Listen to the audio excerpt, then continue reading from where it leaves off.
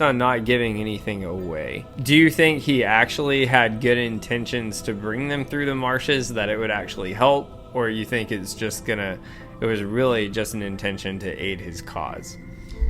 Or he came up with that along the way, what we'll get into later on. Oh, the Marshes specifically, I feel like it'd have been very easy for him to let them fall into the wrong spots of it, and then, could easily take what he wanted from it there.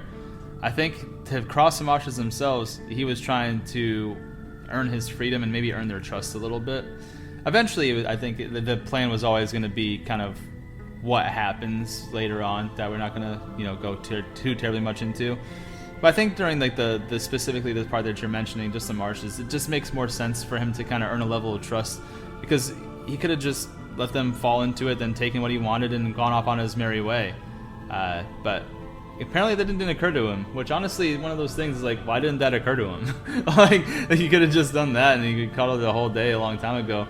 But I guess with him leading it and going first, and the hobbits falling behind, they would be able to see exactly what steps he took. And then if Gollum took like a wrong step to trick them, he'd end up falling it himself. So I guess you kind of have that conundrum there too, is like, would him trying to lure the hobbits into a bad spot on the Marshes actually end up luring himself into it as well, since he would have to figure out where he needed to step to get to a good spot while also leading the hobbits into a bad spot, or else they're kind of both screwed. So I guess that could have played into it as well, but I think getting them across the Marshes was the plan. I think he wanted to do that and get them safely across there.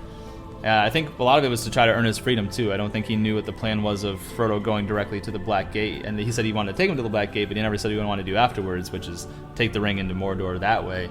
And so I think he wanted to earn his freedom too, and that could have been a way to do that. So, which is, again, it's almost like his mind is very much marred, and I think that kind of leads to our evidence to our earlier points that we're making about it doesn't function as a regular human with reason, because if you think about it, people who've domesticated dogs that we were talking about, you give a dog a command and it like will follow it because it's loyal to you for honestly no other reason other than that you feed it and that you love it and give it a place of shelter.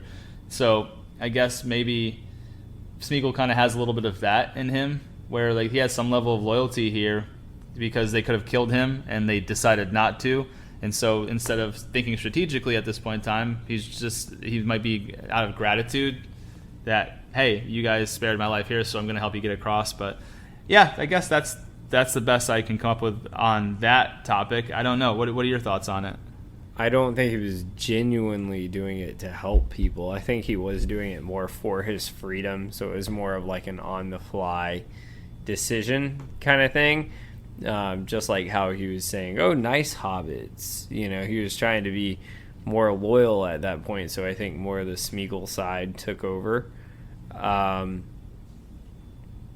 But it just makes me question, like, how... I think you're right. Like, I wonder, like, kind of based on the foreshadowing we've kind of seen through Sam trusting him and not trusting him, I think in a way it's almost like the Gollum side had a plan, but maybe those two don't exactly converse at the exact time. I think that's the catch there. But I think the Smeagol side, I don't exactly say genuine, but I think it was to help his own cause. But I don't think it was to necessarily, hurt anybody.